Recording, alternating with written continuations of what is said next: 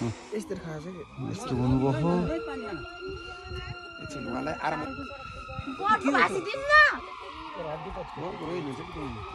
भित्र सबै बर्को छरिदिएन यस्तो भयो बरु। के हो नि? नम्बर कति हो हजुर हजुर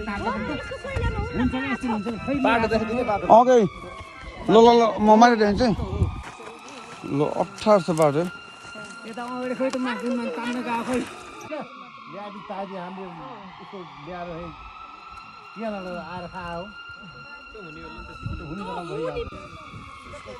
भइहाल्छ